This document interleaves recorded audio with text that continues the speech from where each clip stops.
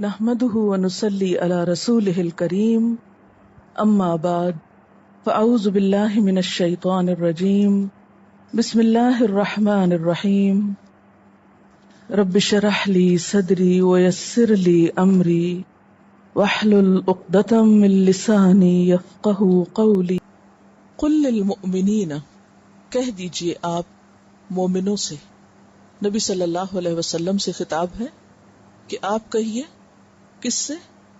ایمان والوں سے۔ مؤمنین مؤمن کی جمع ہے۔ کیا کہیے؟ یغدو، کہ وہ جھکا لیں، من ابصارہم، اپنی نگاہوں میں سے۔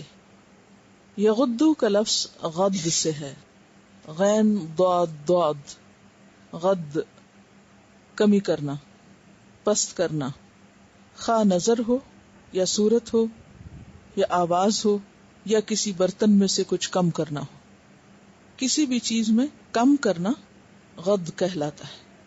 قرآن پاک میں آتا ہے وغدد من صوتک، اپنی آواز کو پست رکھو، اور یہاں کیا ہے؟ یغدو من ابصارہم، اپنی نگاہوں میں سے کمی کر لیں، یعنی جھکا لیں، نگاہ بھر کے نہ دیکھیں، نگاہ پھیر لیں۔ اور من یہاں تبعیض کے لیے ہے، یعنی بعض، یعنی ہر وقت نگاہ کم کرنے کی بات نہیں، بعض مواقع پر اور بعض چیزوں سے۔ ابصارہم بصر کی جمع، اپنی نگاہیں۔ اے محمد صلی اللہ علیہ وسلم، آپ مومنین کو بتا دیجئے کہ وہ اپنی نگاہوں میں سے کچھ نگاہیں کم کر لیا کریں، پست کر لیا کریں، جھکا لیا کریں، دوسرے لفظوں میں غض بصر کر لیا کریں۔ وَيَحْفَظُوا، اور حفاظت کریں، حافظا، فروجہم، اپنی شرمگاہوں کی، فرج کی جمع، اور اپنی شرمگاہوں کی حفاظت کریں۔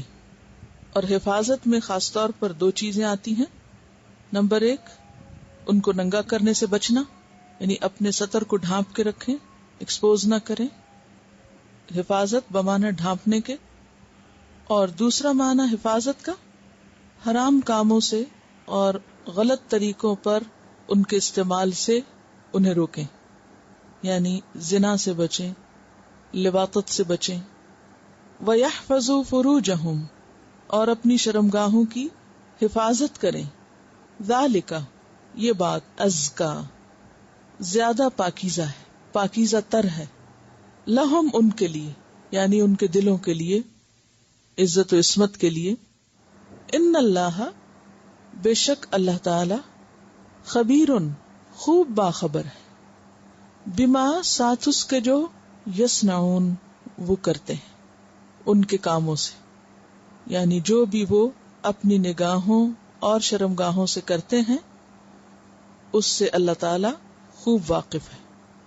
یہاں سے ہم دیکھتے ہیں کہ اب مزید کچھ ایسے احکامات دیے جا رہے ہیں کہ جن سے معاشرے کے اندر فاحشہ کو روکا جا سکے۔ پیچھے ہم نے سب سے پہلے زنا کے بارے میں پڑھا، حد قذف کے بارے میں پڑھا، اور پھر واقعہ افک پڑھا، اور اس کے بعد پھر فاحشہ کی تشیع کا نقصان پڑھا، یعنی فحاشی اور عریانی جو ہے اس کے پھیلانے کے بارے میں جو ناپسندیدگی ہے اللہ سبحانہ وتعالی کی طرف سے، اس کے بارے میں پڑھا۔ اور اب ان چیزوں کی روک تھام کے لیے کچھ اور احکامات دیے جا رہے ہیں۔ ان کو سد ذرائع بھی کہا گیا ہے، یعنی ایسے ذرائع کو بند کرنا، ایسے ذریعے کی روک تھام کہ جس سے بڑی خرابی تک انسان پہنچے۔ تو غض بصر بھی سد ذرائع میں سے ہے۔ حدیث میں آتا ہے کہ ہر بادشاہ کی ایک چراگاہ ہوتی ہے، یعنی حدود ہوتی ہیں، اس کی باؤنڈریز ہوتی ہیں، اور اللہ کی چراگاہ اس کی حرام کردہ اشیاء ہیں، یعنی اس نے جو حدود ہمیں دی ہیں، جن چیزوں سے روکا ہے۔ اور تقویٰ کیا ہے؟ اپنے آپ کو ان حدود سے بھی دور رکھنا، کیونکہ جو شخص چراگاہ کے کنارے کنارے جانور چرائے گا، قریب ہے کہ وہ اس میں جا پڑے، جا گرے۔ یعنی اگر کوئی شخص بذات خود حرام کا ارتکاب کرنے کا ارادہ نہیں بھی رکھتا، لیکن اگر وہ حرام کام کے قریب بھی چلا گیا تو پھر وہاں سے اس کا بچنا مشکل ہوگا۔ اگر وہ پھسل گیا تو حرام میں جا پڑے گا. اس لیے ضروری ہے کہ وہ ایسے کاموں سے بچے کہ جن سے وہ بڑی برائی کا شکار ہوتا ہے. قرآن پاک میں آپ یہ بھی پڑھ چکے ہیں سورۃ بنی اسرائیل میں، وَلَا تَقْرَبُوا الزِّنَا، کہ زنا کے قریب بھی نہ جاؤ، إِنَّهُ كَانَ فَاحِشَةً وَسَاءَ سَبِيلًا. تو زنا کے قریب کیا چیز لے جاتی ہے؟ بھٹکی ہوئی نظر، بہکی ہوئی نظر. تو اس لیے کیا حکم دیا کہ اپنی نگاہ کی حفاظت کرو، نگاہ کو بچاؤ. وہ ایک محاورہ ہے نا کہ what the eyes admire، جہاں نگاہیں انسان کی تعریف کرتی ہیں، جس چیز کو ایڈمائر کرتی ہیں، the heart desires، تو دل اسی کی تمنا کرتے ہیں، اسی کی خواہش کرتے ہیں. تو انسان پہلے مرحلے کے طور پر ہی، یا پہلا وہ سبب یا ذریعہ جو انسان کو حرام کی طرف لے جائے کہ جس کے بعد دنیا اور آخرت میں انسان سزا کا مستحق ہو، تو بہتر یہ ہے کہ ایسی چیزوں کو دیکھنے سے ہی پرہیز کرے یا اپنے آپ کو فتنے کے مواقع سے بچا کے رکھے. اور جہاں دیکھنا حلال نہیں، جہاں دیکھنا جائز نہیں، وہاں نہ دیکھے. آپ صلی اللہ علیہ وسلم نے نگاہ کو یا نظر کو ابلیس کے تیروں میں سے ایک تیر کہا ہے. یعنی نگاہ کے ذریعے ابلیس غلط کام کرواتا ہے. یعنی انسان کے اوپر شیطان کا وار کہاں کہاں سے اثر انداز ہوتا ہے یا وہ کامیاب ہوتا ہے، ان میں سے ایک طریقہ اس کا انسان کی نگاہ کو بھٹکانا ہے. اور جب انسان کی نگاہ بھٹک جاتی ہے، بہک جاتی ہے، تو پھر برائی کی طرف اس کا آگے بڑھنا آسان ہو جاتا ہے. مسند احمد اور ترمذی کی روایت میں آتا ہے، رسول اللہ صلی اللہ علیہ وسلم نے حضرت علی سے فرمایا، علی پہلی نظر کے پیچھے دوسری نظر نہ کرنا. یعنی ایک دفعہ کسی ایسی چیز پر نظر پڑی کہ جس کو دیکھ کر دل میں برا خیال آیا، تو اب کیا ہے، دوبارہ وہاں نہ دیکھا جائے. یہ دوبارہ نہ دیکھنا دراصل کیا ہے، غض بصر، کم کر لینا، یعنی بچا لینا، اپنی نگاہ پھیر لینا، نگاہ دوسری طرف کر لینا.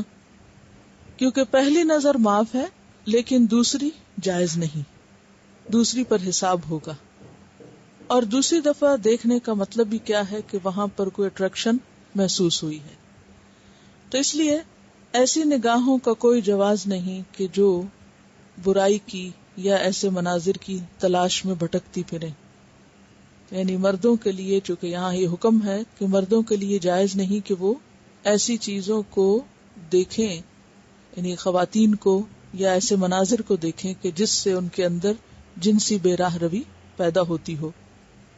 حضرت جریر بن عبداللہ کا بیان ہے کہ میں نے رسول اللہ صلی اللہ علیہ وسلم سے اچانک نظر پڑ جانے کا مسئلہ دریافت کیا کہ ہم جا رہے ہوتے ہیں، راستے میں ایسی کوئی چیز سامنے آ جاتی ہے، تو حضور نے مجھے حکم دیا کہ میں نگاہ پھیر لیا کروں. تو یہی نگاہ پھیرنا کیا ہے، غض بصر. یہ مسلم کی روایت ہے. ایک اور حدیث میں آتا ہے کہ آپ صلی اللہ علیہ وسلم نے لوگوں سے فرمایا، ایاکم والجلوس فی الطرقات، راستوں میں بیٹھنے سے بچو، راستوں میں نہیں بیٹھا کرو. کیوں؟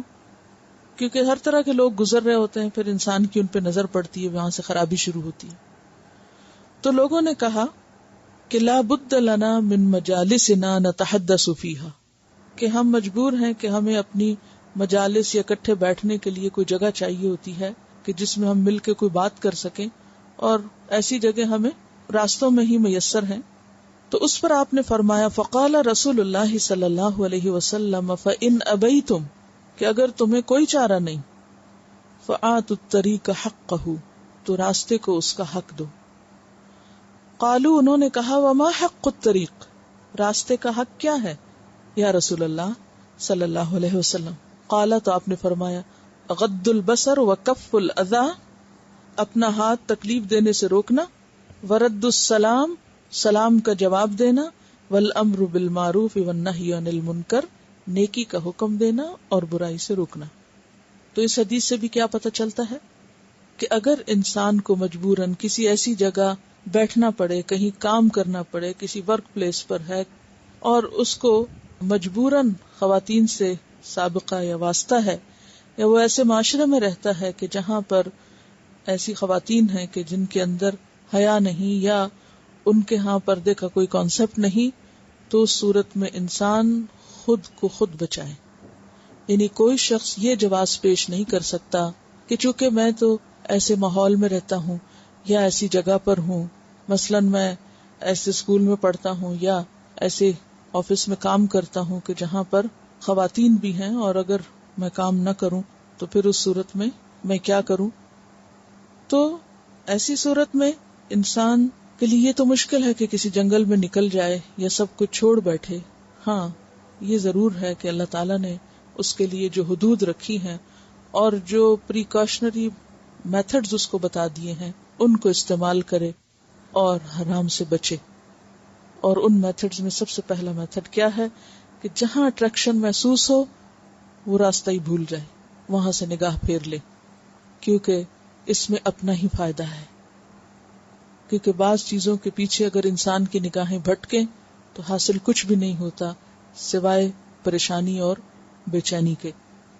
اسی لیے ہم دیکھتے ہیں کہ آپ صلی اللہ علیہ وسلم نے، مسند احمد کی روایت میں آتا ہے کہ آپ نے فرمایا، جو مسلمان کسی عورت کی خوبصورتی پہلی مرتبہ دیکھ کر آنکھ بند کر لیتا ہے، یعنی کسی کی خوبصورتی دیکھ کر اگر وہ اپنے آپ کو روک لیتا ہے، تو اللہ تعالیٰ اس کے لیے عبادت میں حلاوت پیدا کر دیتا ہے، اس کی عبادت میں لطف پیدا کر دیتا ہے، ایمان کی مٹھاس اس کو نصیب ہونے لگتی ہے جو شخص اپنے آپ کو خود بچاتا ہے.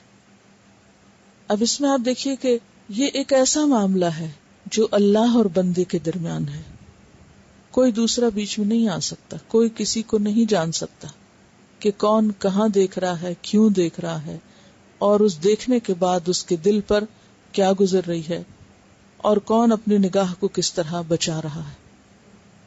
تو خلاصہ کلام کا یہ ہے کہ ایسی نگاہ جو انسان کو فتنے میں مبتلا کرنے والی ہو، اس نگاہ کو خود کنٹرول کرنا لازم ہے. یغضوا من ابصارہم، یعنی اس سے یہ سامنے نہیں آتا کہ انسان مطلقاً کسی کی طرف دیکھے ہی نہ، یا وہ سر جھکا کے اور بالکل نیچے گردن کر کے راستے میں چلے، ایسا ہو نہیں سکتا. اصل چیز کیا ہے کہ جہاں انسان کو اپنے اندر خرابی محسوس ہونے لگے وہاں خود پر خود چیک رکھے، سیلف کنٹرول سے کام لے اور اپنی نگاہ ادھر سے پھیر لے، خواہ پھر سر جھکا کے پھیرنا پڑے یا آنکھیں پھیر کے، یا کسی بھی طریقے سے. ہر شخص کو اللہ نے عقل اور سینس دی ہے کہ وہ خود کو خود کس طرح کنٹرول کرے. اور اس میں ہم دیکھتے ہیں کہ اگر کوئی انسان کسی دوسرے کے اندر بھی کوئی ایسی چیز دیکھ رہا ہے، مثلاً آپ کہیں جا رہے ہیں، آپ کے بچے آپ کے ساتھ ہیں یا کوئی بھی، تو اگر آپ دیکھتے ہیں کہ وہ کسی کو گھور کے دیکھ رہے ہیں یا یہ کہ بار بار دیکھ رہے ہیں، تو ایسے میں نہی عن المنکر کرنا بھی ضروری ہے. اس میں ہم دیکھتے ہیں آپ صلی اللہ علیہ وسلم حجۃ الوداع کے موقع پر لوگوں کو مختلف مسائل کا جواب دے رہے ہیں، تو قبیلہ خثعم کی ایک عورت جو ہے وہ آپ کے پاس آتی ہے اور کچھ مسائل دریافت کرتی. چونکہ وہ خاتون حالت احرام میں تھی، اور آپ جانتے ہیں کہ حالت احرام میں چہرہ نہیں ڈھانکا جاتا، تو آپ کے پیچھے حضرت فضل بن عباس تھے، آپ کے چچا کے بیٹے. تو آپ نے یہ دیکھا کہ حضرت فضل جو ہیں وہ اس عورت کو دیکھ رہے ہیں اور وہ عورت بھی ان کو دیکھ رہی ہے. تو آپ صلی اللہ علیہ وسلم نے حضرت فضل کا منہ فوراً اپنے ہاتھ سے دوسری طرف پھیر دیا. اس سے کیا پتہ چلتا ہے کہ اگر کسی کو ہم دیکھیں کہ وہ درست نہیں کر رہا تو حکم کیا ہے منکر کو دیکھ کے؟ سب سے پہلے تو ہاتھ سے روکنے کا حکم ہے. اگر ہاتھ سے نہیں تو پھر زبان ہے اور پھر دل ہے. اس سے کمتر درجے کا ایمان، یعنی اس کے بعد تو ایمان کا کوئی درجہ ہی نہیں کہ انسان کسی کے اندر برائی دیکھے اور پھر اس کے سد باب کی کوئی کوشش نہ کرے. بہرحال یہ روایت بخاری کی ہے. ترمذی کی روایت میں آتا ہے آپ نے فرمایا کہ میں نے ایک جوان مرد اور ایک جوان عورت کو دیکھا کہ وہ ایک دوسرے کو دیکھ رہے ہیں، تو مجھے دونوں کے متعلق شیطان کا اندیشہ ہوا کہ اگر یہ زیادہ دیر ایک دوسرے کو دیکھیں گے تو اس سے کیا ہوگا؟ شیطان اپنا کام کر جائے گا، کیونکہ آپ نے نگاہ کو کیا قرار دیا؟ شیطان کے تیروں میں سے، ابلیس کے تیروں میں سے ایک تیر جس کے ساتھ وہ لوگوں کو شکار کرتا ہے، اور پھر وہاں سے مزید خرابی شروع ہو جاتی ہے. تو پھر خلاصہ کیا ہے؟ قل للمؤمنین یغضوا من ابصارہم، کہہ دیجئے ایمان والوں سے کہ وہ پست رکھیں اپنی نگاہوں میں سے، کم کر لیں اپنی نگاہوں میں سے، پھیر لیں اپنی نگاہوں میں سے. یعنی کہتے ہیں نا کہ برائی کو پہلے ہی درجے پر روک لو، کیونکہ اگر اس کو چھوڑ دیا گیا تو وہ ہلاکت خیز ہوگی. کہتے ہیں اسٹچ ان ٹائم سیوز 9. تو بڑی خرابی سے پہلے چھوٹی خرابی. اور ویسے بھی شہوانی نظر اور اس طرح کا دل بھر کے کسی اجنبی عورت کو دیکھنا جو ہے وہ آنکھوں کا زنا ہے، اسے آنکھوں کا زنا قرار دیا گیا. اور پھر یہ جو نفسانی خواہشات ہیں، چونکہ ان کا جو سلسلہ ہے وہ شروع ہی نگاہ سے ہوتا ہے، تو آپ صلی اللہ علیہ وسلم نے فرمایا اپنی امت کے بارے میں جن چیزوں کا مجھے خوف ہے ان میں سب سے زیادہ ڈراؤنی 2 چیزیں ہیں. یعنی میں اپنی امت کے بارے میں جن چیزوں سے ڈرتا ہوں ان میں سب سے زیادہ خوفناک 2 چیزیں ہیں. نمبر 1 نفسانی خواہش، اور نمبر 2 لمبی آرزویں. جہاں تک نفسانی خواہش کا تعلق ہے تو وہ حق بات سے روکتی ہے، یعنی پھر انسان حق سے دور ہو جاتا ہے. اور لمبی آرزو آخرت بھلا دیتی ہے. لمبے لمبے دنیا کے منصوبے بنانا اور اسی میں زندگی بسر کر دینا، یہ انسان کو اس کی اصل منزل یعنی آخرت سے غافل کر دیتا ہے. پھر فرمایا وَيَحْفَظُوا فُرُوجَهُمْ، اور وہ حفاظت کریں اپنی فروج کی، اپنی شرمگاہوں کی. تو دوسرا حکم حفظ فروج ہے.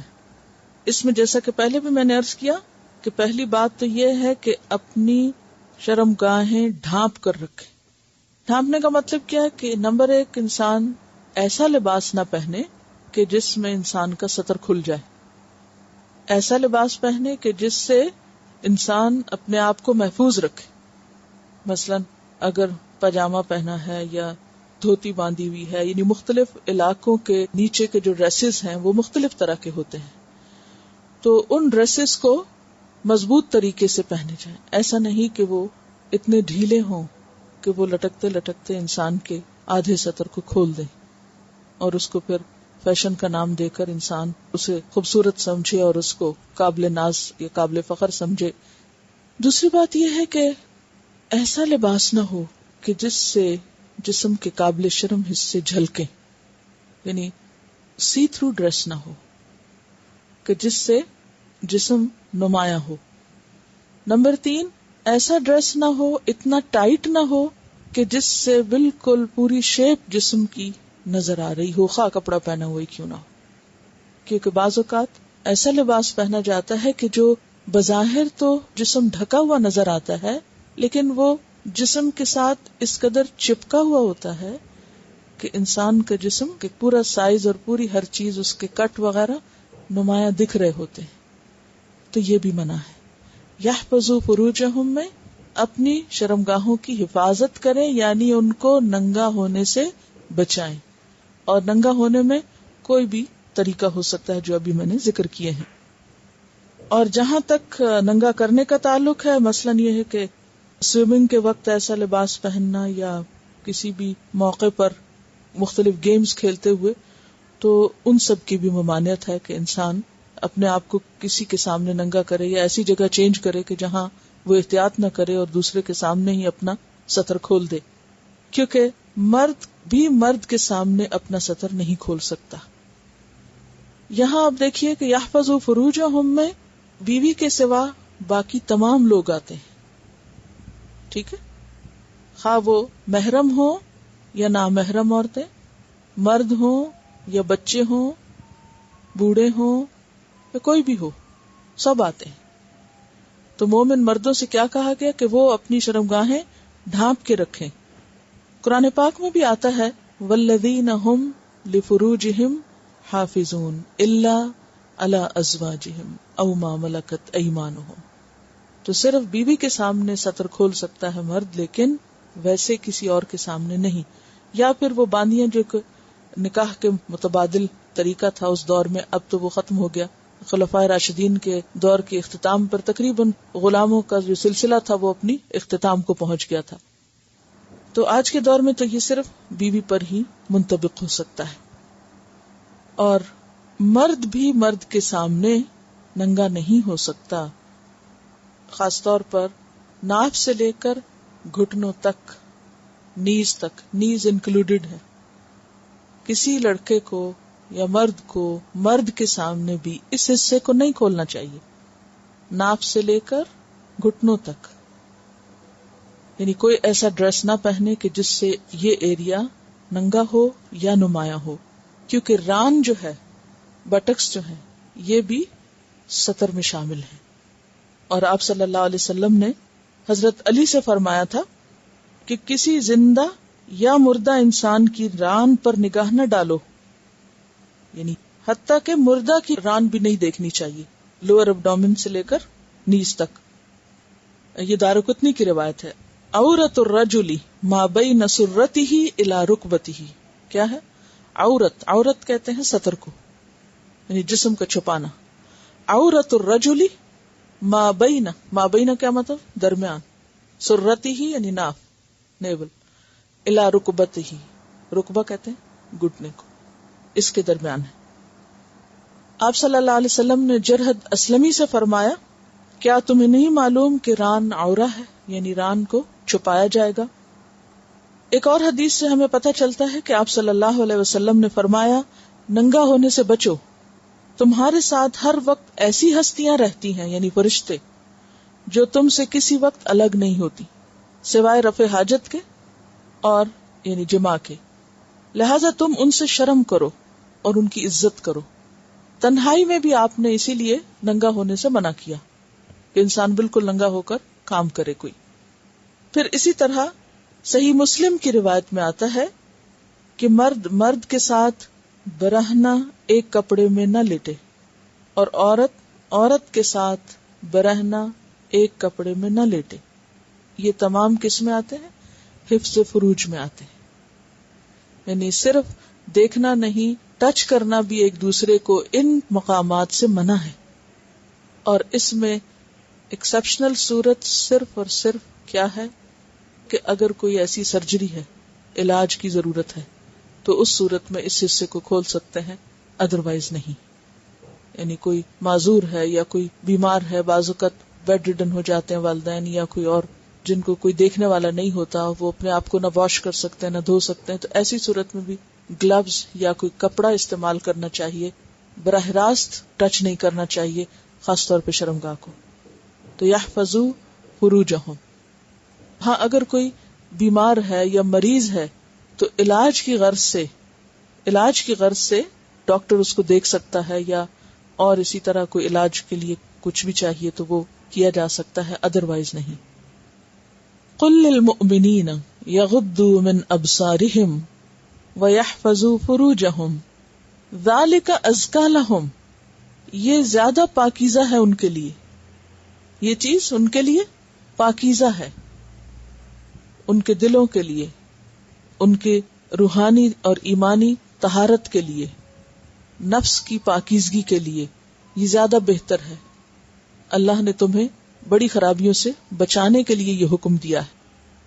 اور حفظ فروج میں دوسری بڑی بات جو ہے وہ کیا ہے؟ زنا سے بچنا، لواطت سے بچنا، یا کوئی بھی ایسا کام جس سے یعنی کہ اللہ کی یہ حد پامال ہوتی ہو، خواہ اس کی شکل کوئی بھی ہو، ان سب سے بچنا ضروری ہے.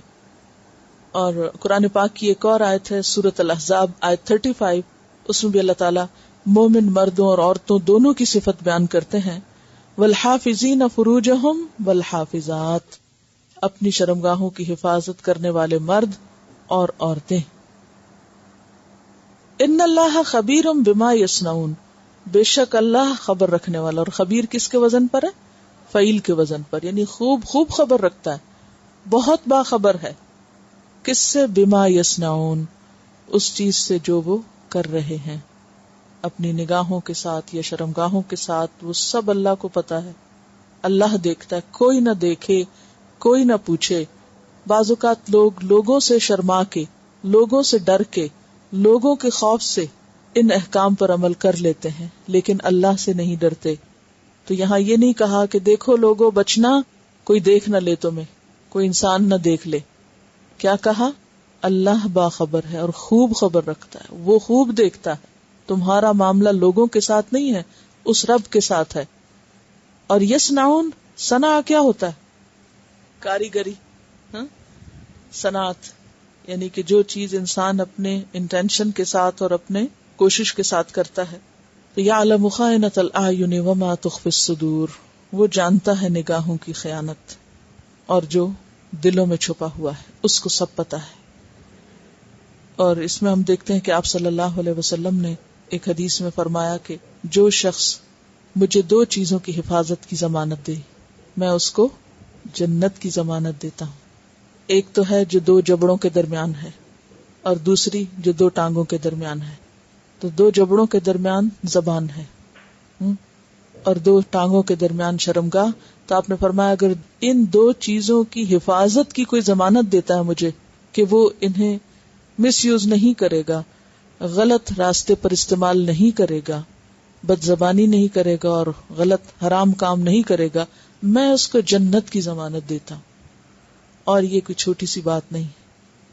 تو اس سے پتہ کیا چلتا ہے کہ اگر کوئی شخص ان چیزوں کی حفاظت نہیں کرتا اور خاص طور پر اس آیت کے کانٹیکسٹ میں حرام حلال کی پرواہ نہیں کرتا، اپنے سطر کو نہیں ڈھانکتا اور دوسروں کے سطر پر بھی نگاہ ڈالنے سے نہیں شرماتا، تو پھر اللہ کے ہاں اس نے اپنے لیے بہت گھاٹے اور نقصان کا سودا کیا ہے.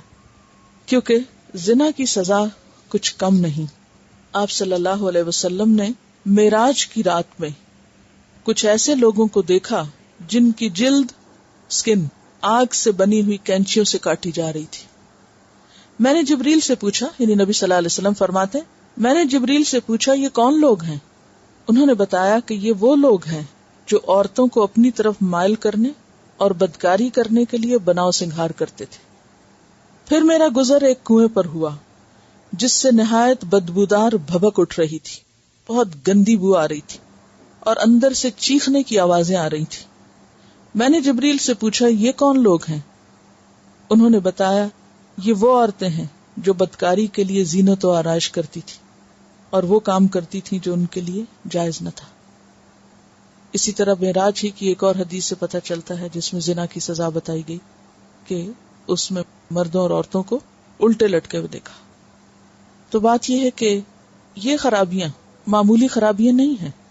بعض اوقات انسان لوگوں کے ڈر سے چھپ چھپ کے ایسے کام کرتا ہے، ماں باپ کو دھوکہ دیتا ہے اور لوگوں کو دھوکہ دیتا ہے. ہو سکتا ہے دنیا میں وہ چھپ جائے، بچ جائے، لیکن اللہ سے کون چھپ سکتا ہے؟ ان اللہ خبیر بما یصنعون، اللہ تو 7 پردوں کے پیچھے بھی دیکھتا ہے، اس سے کوئی نہیں چھپ سکتا، کوئی نہیں بچ سکتا. بعض اوقات لوگ شادی کے بعد بھی ایسے کام کرنے سے باز نہیں آتے. شوہر بیوی کو دھوکہ دیتے ہیں، بیوی شوہر کو دھوکہ دیتی ہے. بعض اوقات انٹرنیٹ پہ فحش اور فضول قسم کی چیزیں دیکھی جاتی ہیں اور نگاہوں کی حفاظت نہیں کی جاتی. تو اگرچہ آیت بظاہر دیکھنے میں ہے لیکن کوئی بھی ایسی چیز جو دل کو ناپاک کرے وہ سب اس میں شامل ہے. یغضوا من ابصارہم، اپنی نگاہیں بچا کے رکھیں، یعنی کسی حرام چیز کو نہ دیکھیں. کیونکہ علت کیا ہے، وجہ کیا ہے؟ ذالک ازکیٰ لہم، یہ ان کے لیے زیادہ پاکیزہ ہے.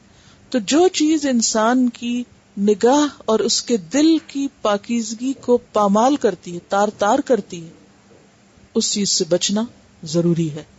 کیونکہ انسان جب ایسی کسی حرام چیز کو دیکھتا ہے تو اس کے بعد اس کا دل اسی چیز کی تمنا کرنے لگتا ہے. پھر جب وہ اس کو حلال طریقے سے نہیں ملتی تو کیا کرتا ہے؟ حرام راستے اختیار کرتا ہے. کیونکہ what the eyes admire the heart desire، تو ہارٹ جو ڈیزائر کرتا ہے وہ اسی چیز کی کرتا ہے جو اس کی نگاہوں کو بھلی لگتی. اور شیطان ایسی چیزوں کو انسان کے لیے خوشنما بنا دیتا ہے، خوبصورت بنا دیتا ہے، اور وہ کہتا ہے اتنی بھی کیا بات ہے، تمہیں اپنے آپ پہ کنٹرول نہیں، اور تم تو سب لوگوں کو خرابی سمجھتے ہو. جس رب نے پیدا کیا ہے وہ جانتا ہے کہ خرابی کہاں ہے اور کہاں نہیں.